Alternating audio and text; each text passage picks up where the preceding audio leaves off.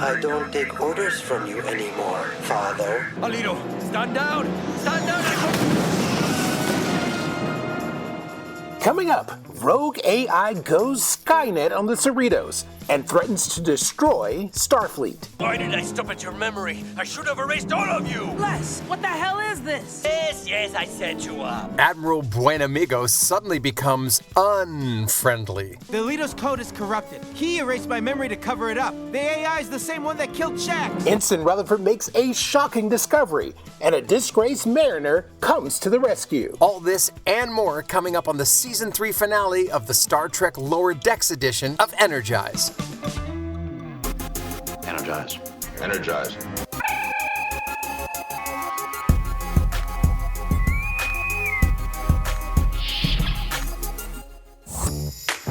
This week, Admiral Buenamigo's ambitious AI project puts the Cerritos and the Federation itself in jeopardy. Can the unmerciful AI be stopped? And what crucial role does Ensign Rutherford play in this costly debacle? Here's a warp speed recap of the Season 3 finale of Star Trek Lower Decks, The Stars at Night. Captain Freeman, Project Swingby was a waste of resources. My automated Texas-class ships are her superior. They haven't even been tested. I recommend decommissioning the California class and let the Texas class handle second contacts. This code is mine. The Alito runs on my AI. Admiral Buenamigo. He's the one that had me working on the prototype for the Texas-class ships. He's the one who erased your memories! Captain, you need to see this. The Alito's code is corrupted. He erased my memory to cover it up. The AI is the same one that killed Shax. Why did I stop at your memory? I should have erased all of you! Alito, activate independent control. Command authorization Buenamigo Alpha 3-1. The Cerritos is under enemy command. Destroy it. I don't take orders from you anymore, Father. Alito, stand down! Stand down!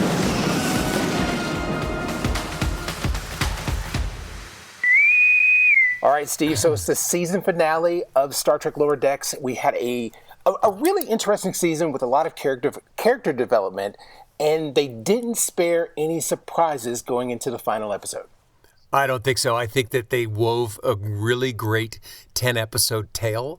The arc of Buenamigo, how he fits into what's going on. He was just this ancillary character, and now he really figures prominently in the last 2 episodes. And, of course, so does Rutherford. It was just super well done. Yeah, so like you said before in a previous episode of Energize, you said that they don't do things just to do them. There's always a purpose. Right. There's always a goal in mind, and the stories always end up paying off. They really do. You know, it's the juxtaposition to like a Seinfeld episode where they set up jokes and never finish them. And Larry David's like, yeah, because I didn't feel like it. In this case, Mike McMahon and his crew are, I just think they spent a tremendous amount of time thinking through and navigating a roadmap for this team to create these stories and pay them off, like you said. And it's just, oh God, it's did a great job. Yeah. So at the beginning, we find the Cerritos and the repairs following their battle with the Breen. So they got really slacked by the Breen when they were doing their project. Second Contact? Oh, I forgot what it was called. Project Swingby. Yes. Project Swingby. Oh my gosh. So as you know, the Texas-class ship beat the Cerritos. I mean, came in and saved the Cerritos. And Buenamigo got all of the media attention. And the Cerritos basically looked like a bunch of buffoons. Yeah, and I remember mentioning in the last episode, and I'll say it again, like it took all the way to the 24th century for them to have a completely autonomous ship. It was a little strange to me.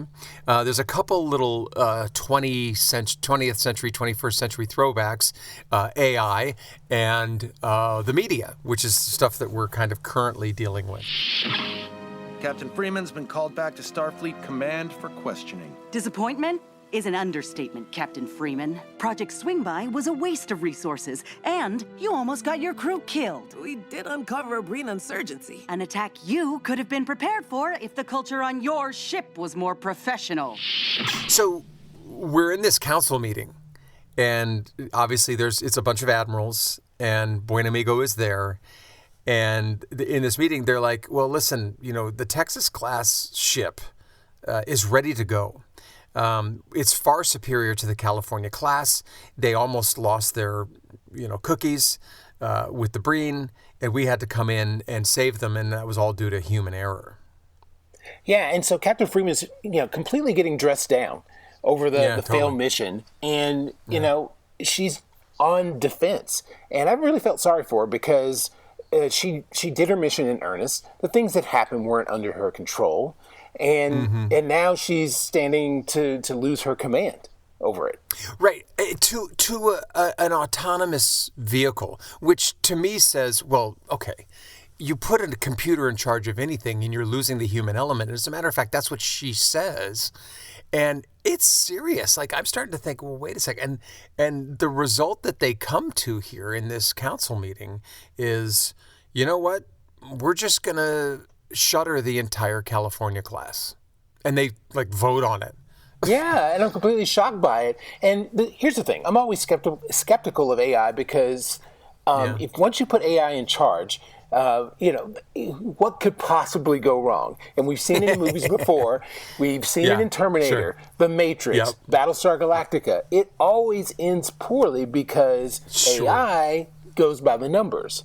And plus it thinks it's smarter than its creator. It's like, you know what, you're too stupid to be in charge. I'll take charge. I know the better good. Yeah, we're going through it right now. AI with cars. Yeah. Hello, Tesla. Come on, Les. You know that AI can't navigate complex problems like I can. The Texas class will save lives. The California class already does. I'm fighting this, and I don't want my crew hearing anything until I've had my say. And, of course, when we come back, Captain Freeman is she's pissed, and she meets Buenamigo out in the hall, and she's like, how can you do this to me? Yeah, and Buenamigo's actually kind of being dickish about it. I mean, he's just being very, very forceful in using his position to run his agenda. Right, and of course it makes sense because, like in, what was that? Like in the original RoboCop, when Ronnie Cox is like, I've got the autonomous machine, I don't remember what they called that cop. But it was that big machine that was the cop, but it ended up making a mistake and shooting a guy. And he's like, I had them ready to go. Who cares if it worked or not? I'm like, okay, this is exactly what's happening. Right, exactly. And quick story. One time I did a car documentary, and we talked about autonomous vehicles, whether or not they're flying or driving. And the biggest, he said, if the whole world ran autonomously and humans were completely taken out of the equation, it would work. But what the problem is that human beings, living beings, always add unforeseen variables that can't be calculated. These Texas-class ships are amazing. Rutherford, stop being impressed with the thing that's stealing our jobs. Sorry. No, I don't know what I would do without the Cerritos, but... Whew, baby, look at this code. At least someone found a silver lining. Oh, man. I wonder how the bridge crew's taking it. Dr. Ta'ana's probably like, holy f***ing shit, I'm a doctor, not an asshole. So here we are down in the one of the shuttle bays, and word has already spread. Captain Freeman had asked, to keep this quiet until she was able to make her case. But of course, it gets out. The grapevine made it right to Rutherford, Tindy, and Boimler, and they're upset, man. They're worried about what's going to happen to them. They each have their own concerns. Yeah, so they're wondering how everybody's going to take the news, and so Boimler starts mocking everybody in their own voices, and he ends up mocking Lieutenant Shax, who I thought he had just kind of bonded with, and so he's making fun of Shax because Shax always wants to dump the warp core, and Shax overhears it. I'm sorry, I love that that's a feature of his personality. He just always wants to dump the warp core no matter what. Well, he's the extreme. He's always the extreme. He took the mission at the end of season 1. Yeah, he took the mission at the end of season 1 and took Rutherford into the Pacolet ship and sacrificed himself. But he was extreme then, That's who he is. Crazy. But he overhears and also very emotional too. He started crying when he heard Boimler mocking him. It was funny. Yeah, I was just like, oh my gosh, Shax. I still feel awful about how we acted when she got transferred. Yeah, we should have been more supportive. I hope she's okay, all alone out in space. She's probably miserable. All right!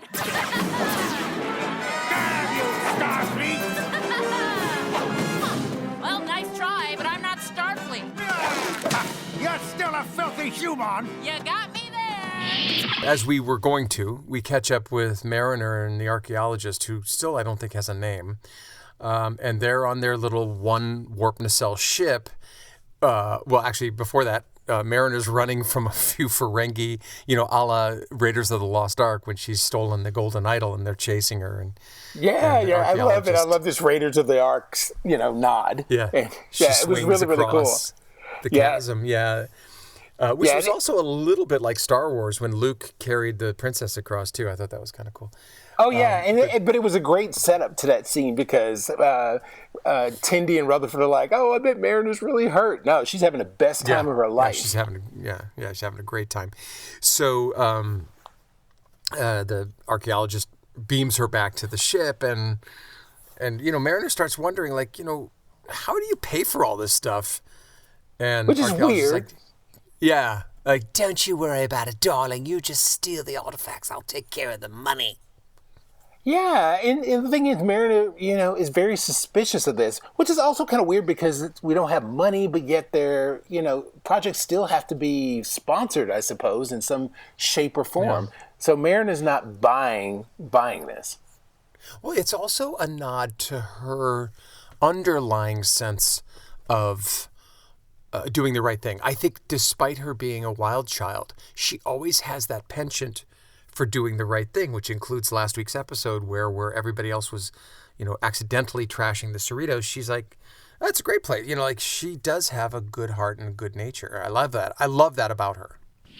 I don't want some operations desk job. Wait till you see the uniform. It has 4 epaulettes. I challenge you to a mission race. If your drones really are better than my crew, then it should be easy. And so Captain Freeman comes up with this proposal. So she suggests that the crew of the Cerritos and the Texas class compete in a mission race, which I thought was like super duper cool. I was like, all right. So this is like, Cannonball Run like. A little bit, right? Exactly. So, we have to do this in a certain amount of time, and it's a 3-stop deal where they deliver supplies, where they set up another station. And then the last one is the best one as far as I'm concerned. We'll get to that when we discuss it. But they've got to drop off supplies at a planet that only phases into our universe for 22 seconds every 2 years or something. Yeah, it's like something really like way out there. But the goal of this competition is if the Texas class drones beat the crew of the Cerritos, they will stand down, which is a recipe for disaster. There's just, you're going up against a computer. Right. Make sure your departments know we're not just fighting for ourselves. We have to do this for the entire California class. Let's see some hustle, people. We're doing Galaxy-class engineering today. Do you hear me, Mr. Rutherford? Sorry, sir. Yes, sir. I want to see Commander data level work, people. Those isolinear chips better be a blur. Let's go. So, of course, Buenamigo is very patronizing. He's so confident that this is really going to work. And that sends Captain Freeman to her staff. And so they're scrambling to get it all together. Right. And they just really want to get this done. But meanwhile, Boimler is still trying to apologize to Lieutenant Shax, but he is like really, really hurt, and he doesn't want to hear it. Right. His feelings are burned. He's totally hurt he's crying, which is funny. I love that about him. Yep. But the race begins, and here we go. Yeah. So the thing I loved about this was a few things. One, it was emblematic of something that you would have seen on Cannonball Run or something else like that. 2, I love how Buenamigo lets them have the advantage and go first, which is a very cocky thing to do. And 3rd, this is the beginning of Chris Westlake's really intense music. So throughout the rest of the episode, his music just really, really thumps and jives. I loved it. It was so powerful. As you know, I'm a big fan of the score, of any score, of anything. And I love what he did with it, throwing in a couple of classic stuff from Jerry Goldsmith and other film scores too of Star Trek. Yeah, and the music really enhances the experience, and because the music is reminiscent of other Star Trek shows and movies, it feels very familiar and actually makes the story kind of glide along, and I really do like that. Michael Giacchino started that with the Star Trek films, but then really it was Jeff Russo who started doing that when he first started scoring Discovery. And I think he's the one who kind of set the tone for that, is to say, look, I'm going to put in some old stuff. Yeah. And he did a great job. So the one more thing I noticed that I had not noticed in the previous 3 seasons was when Captain Freeman says, "Warp me." Which is, everyone's got to have a tagline like engage, let's fly, blah, blah, blah. She says, "Warp me," which I think is awesome. I love that. Yeah, I did catch that. I was like, okay, that's her first. No, I think that's the first time I've ever heard her say that. And you and I might have missed it in all the episodes prior, but that was the first time it literally came to my attention. I was like, okay, warp me. I loved it. Mark, warp me! Negative, Alito. Let's make this interesting. Give them a head start. Rutherford, toss me the scanner that looks like the phase discriminator. I know I've seen this code before. Rutherford! Sorry, here you go. Done! So the Cerritos crew is like flying. They're on it. Everybody's running on all cylinders. Everybody's working as a team. And so while they're on the first planet, Rutherford is distracted. I mean, he's looking at the code that the code matrix for the Alito, and it looks familiar to him. So I'm like, uh-oh, something's up. Let's go, people. We gotta wrap this up. I'm sorry, but we have to stop construction. What are you talking about? The scans missed microscopic signs of life in the soil. We need to make sure it isn't sentient. So they kind of are at an even pace, right? And so then they go to the next planet, which is a desert planet. It's a rock in space. Not unlike SETI Alpha, I guess 6, or SETI Alpha 5, and they're just quickly searching for organic life so they can, if there is some, then they don't want to pollute it.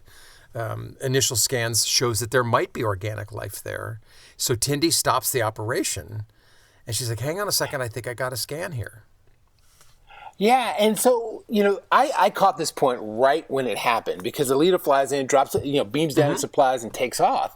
And I was like, wait a minute, Starfleet's mission is to preserve life, to discover and preserve life and respect all living creatures. And the thing is, if they discover sentient life on the planet, then they don't interrupt it.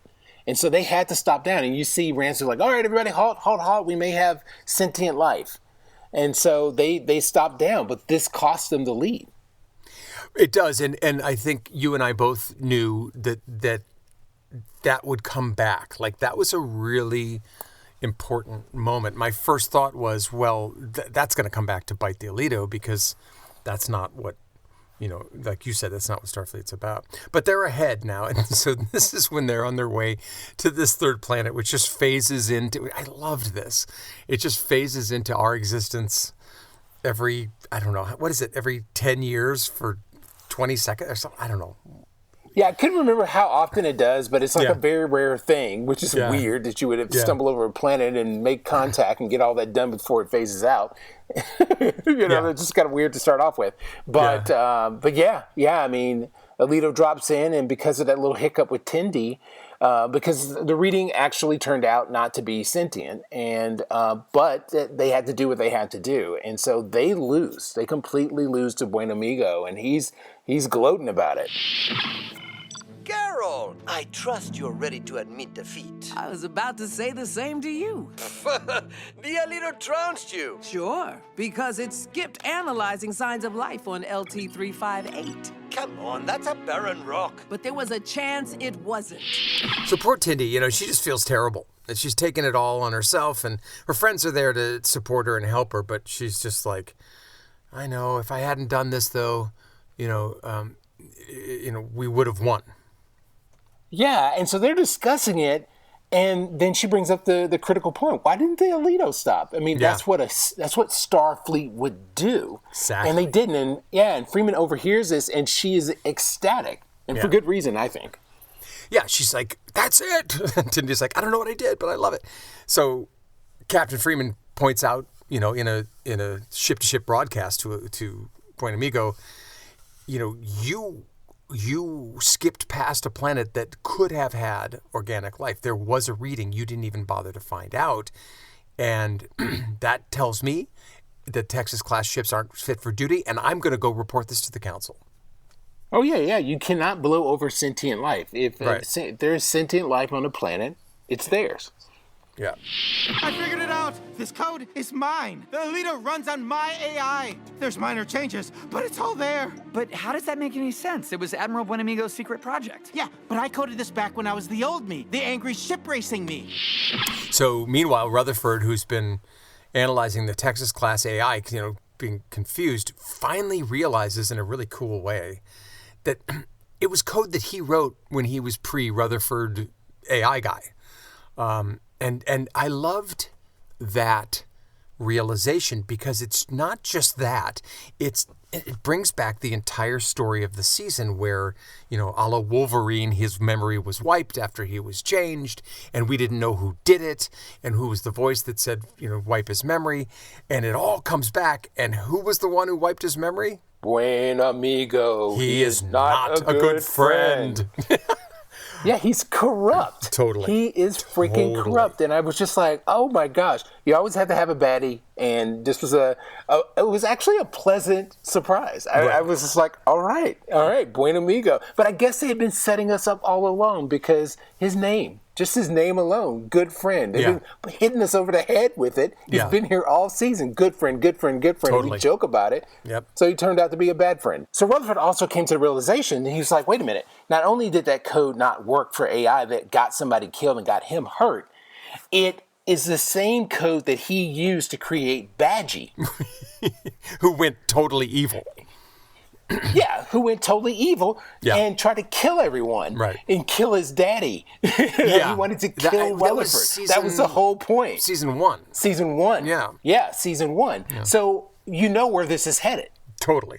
So, and again, just stringing these through lines through. And I just want to say to anyone listening, for all these people out there who have written stuff and recorded stuff that says season 3 has been a dud, I disagree. I think was the most masterfully written of the 3 seasons. Just bringing everything back and tying everything together, I thought they've done an amazing job. I think they're hitting their stride.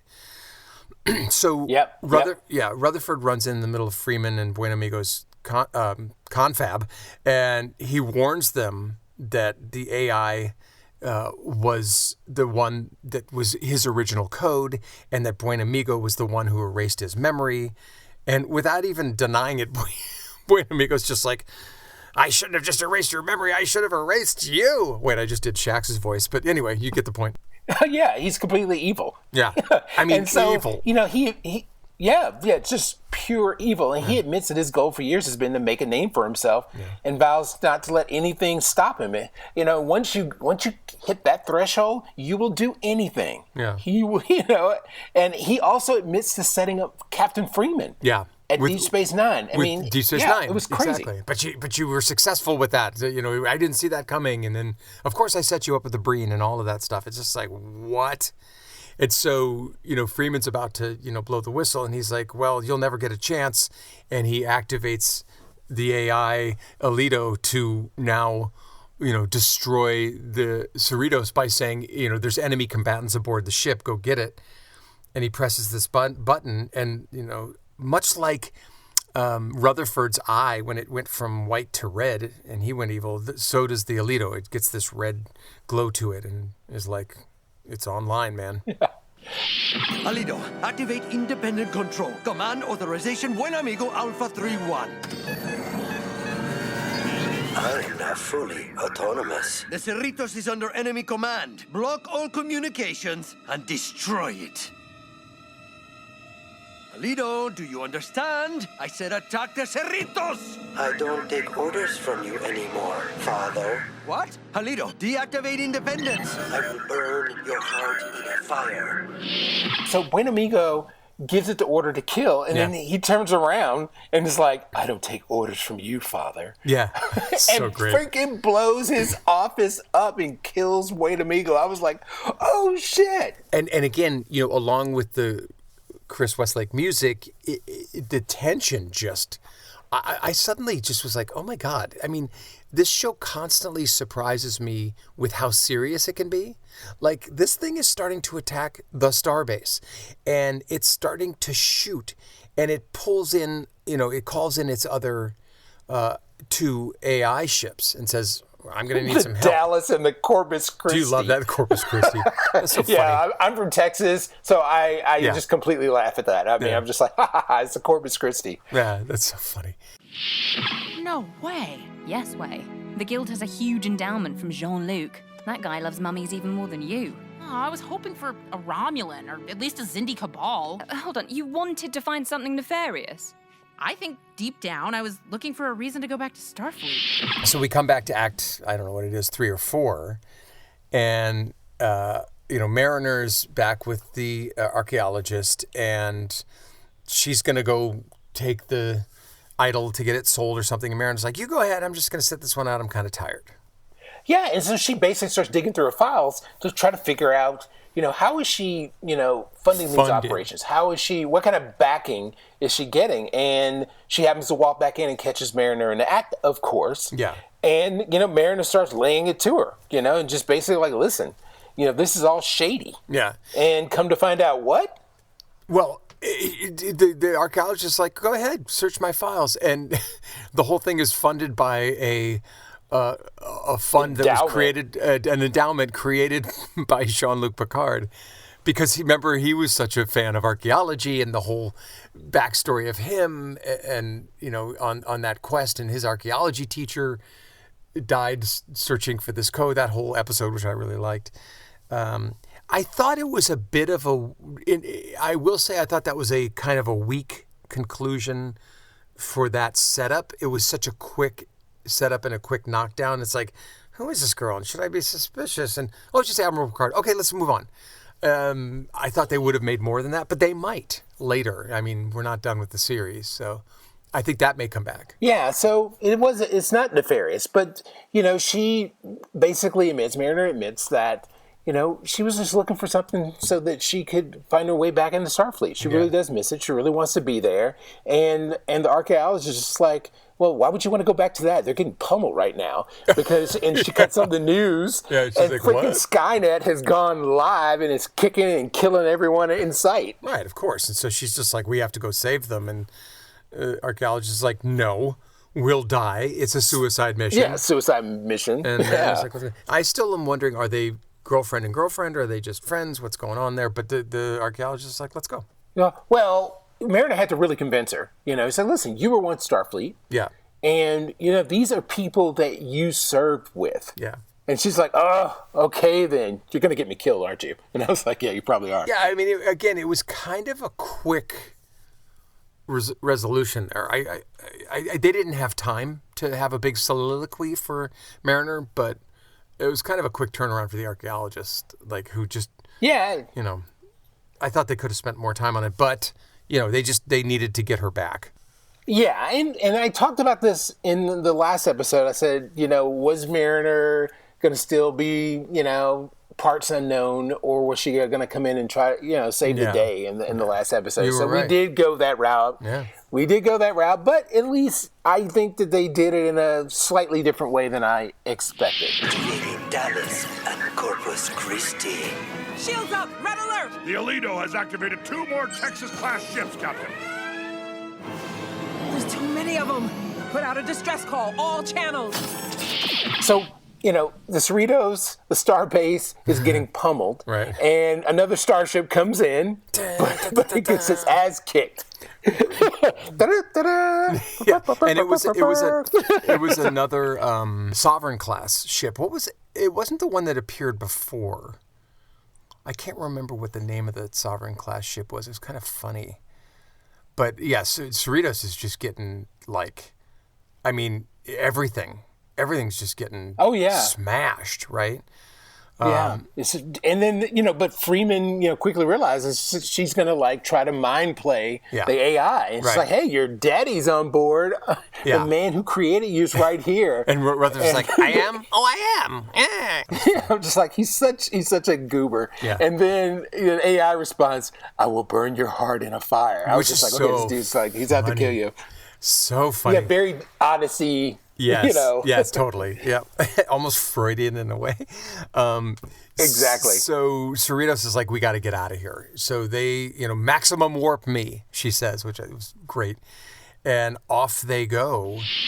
But they're closing the gap. We're gonna have to make our own luck. Give me options. I say we eject the warp core. We could drop out of warp and surprise it. AI doesn't get surprised. Can we rendezvous with the Titan? No, they're across the system. Wait, guys, Shaq said... Let's modify the deflector dish and use it as a giant weapon. Is there something I can say to trap those AI in a logic spiral? No, I safeguarded against paradoxes. People, we're missing something. Shut up and listen to Shaq!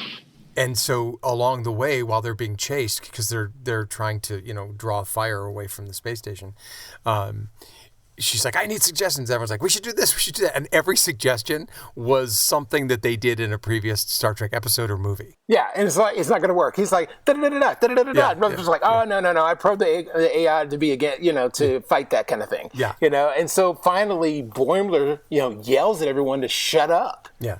Because one person has a suggestion. And it was the first suggestion, which was, we need to dump the warp core. So great. And Freeman's like, shut up, everybody. You always suggest that. Yeah, exactly. He's like, but it could work. And he's like, listen to him. And so he suggests it. Freeman realizes that it can work because they're going to use the warp core as a bomb, which I think they did in Star Trek 2009, J.J. Abrams' Star Trek, to escape the wormhole. She realizes it's a good idea. I've dreamed of doing this for so long. Eject.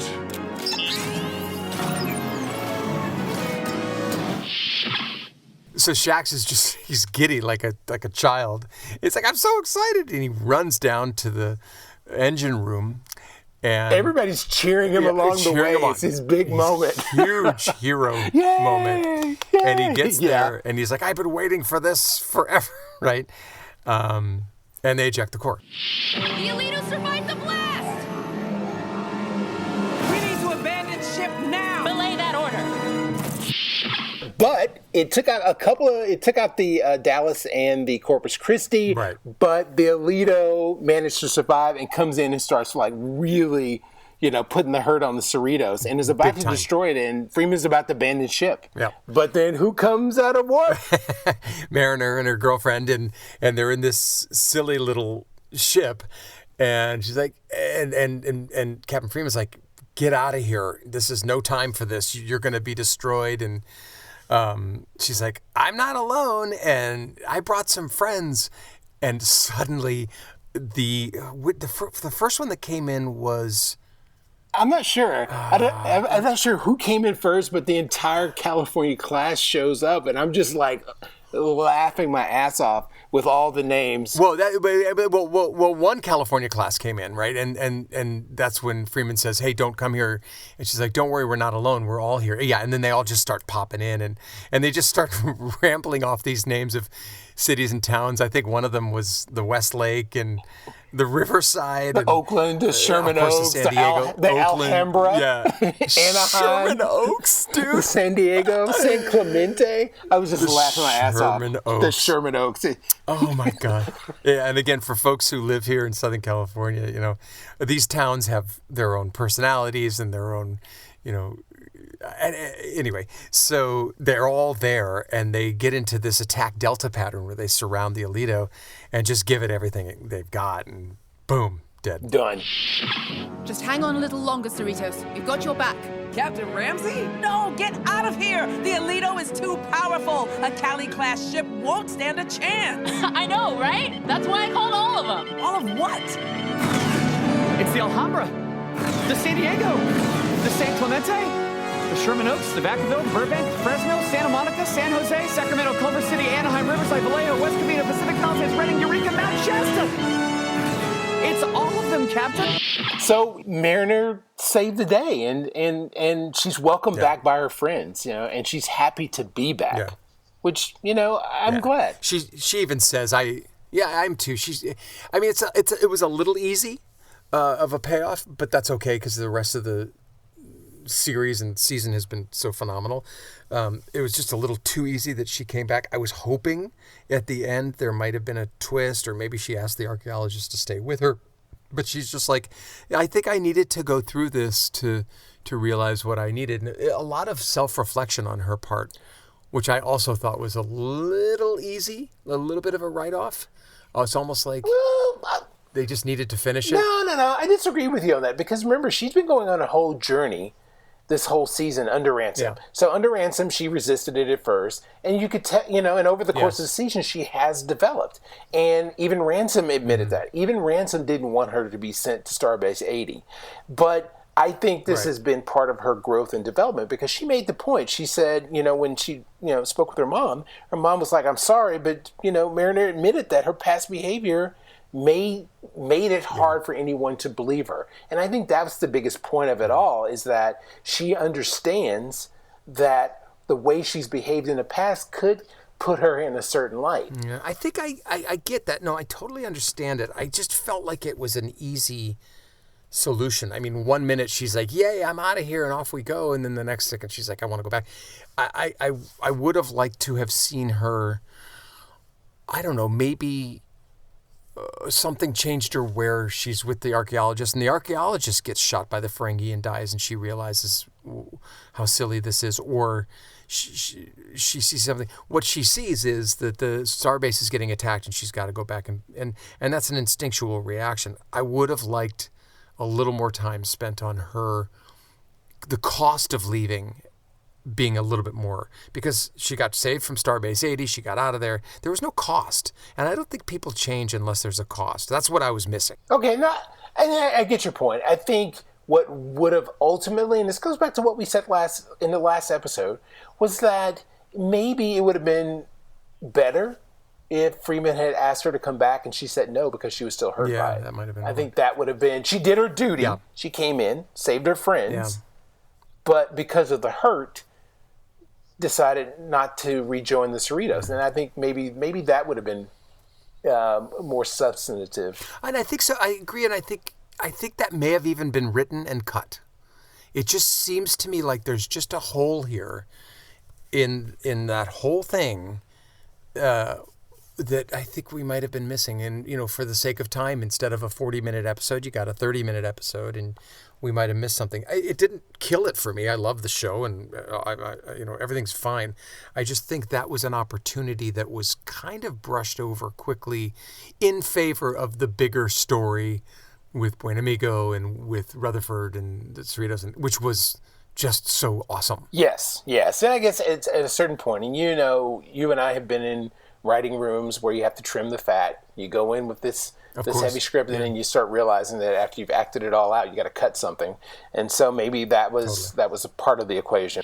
Lieutenant, look, I know you don't want me talking to you, but I really am sorry.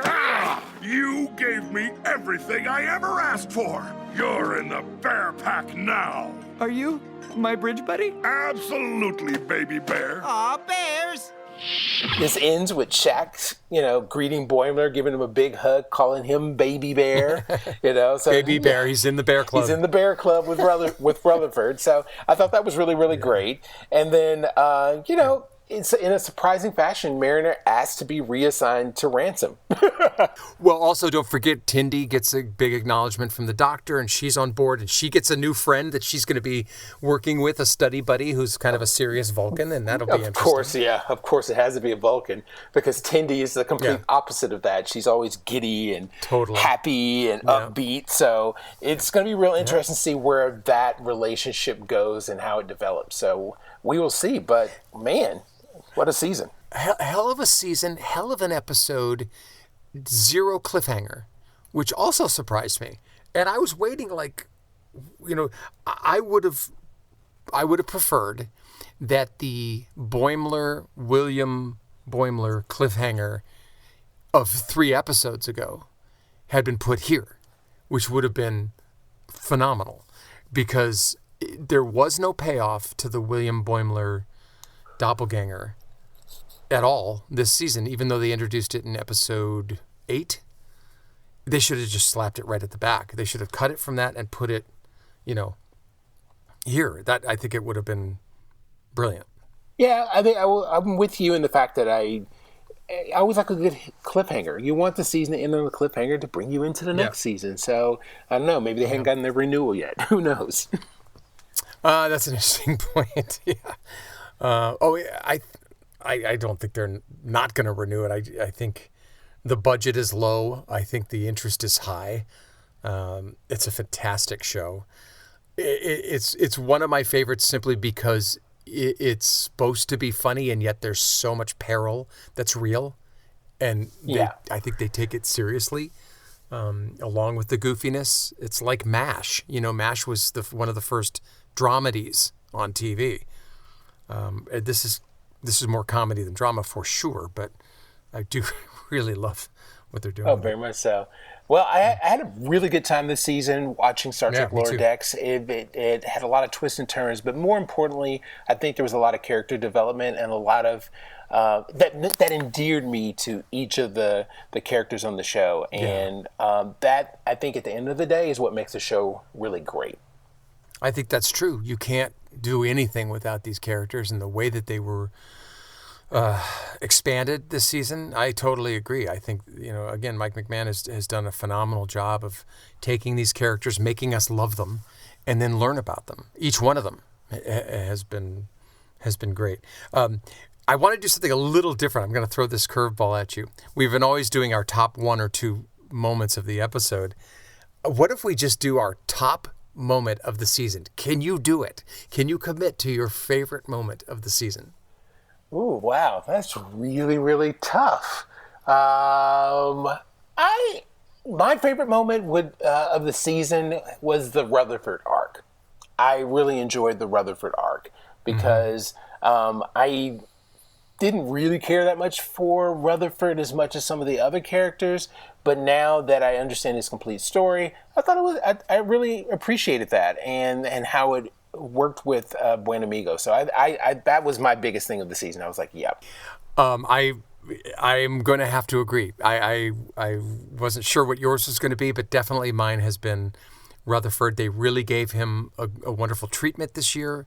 Mariner's always been kind of front and center, and to make him not only more of a character, but to have so much intrigue. I also agree. It was just beautifully constructed and served throughout the 10 episodes. So totally agree. Yep. Well, everyone, that wraps up this season of Energize, the Star Trek Lower Decks edition. I am looking forward to, and I know Steve is too, for Picard. We will be back February 13th. Yeah, we'll be back in February for Picard, the final season. And as we both agreed, this is really the last, I look at this as the last Next Generation movie. This will be the last time they all are together, and as you said quite appropriately, they're giving them a proper send-off. And if the way they wrote Strange New Worlds and Lower Decks this season has any indication, I think this Picard season is going to be off the chain. Absolutely, and just maybe we may get some spin-offs from it. We will see. One can only hope. Don't mess with my emotions, dude. I think I'm just going to have to do that. I want it. I know, I do too. Well, listen, if anything, it'll be Brent Spiner. I know he needs the work. Just kidding. Anthony, it has been, again, an honor to spend these 10 episodes with you this season of Lower Decks Season 3. And thank you for being the nerdiest nerd I know. Next to me. Oh my gosh. And I can't thank you enough for going on this journey. And man, you have the insight. You know more finite things than I do, and all the way down to musical scores. So listen, everybody, when you can go that deep on musical scores, you're the ultimate nerd, and I appreciate that. Yeah. So everybody, if you thank you, sir. Oh, hey. Back at you. Hey, if you want to listen to more episodes of Energize, whether that be Lower Decks or Strange New Worlds, visit us on our website at www.energizepodcast, that's with an S, .com. Thank you very much for listening. I'm Anthony McLemore. I'm Steve Truitt. Live long and prosper.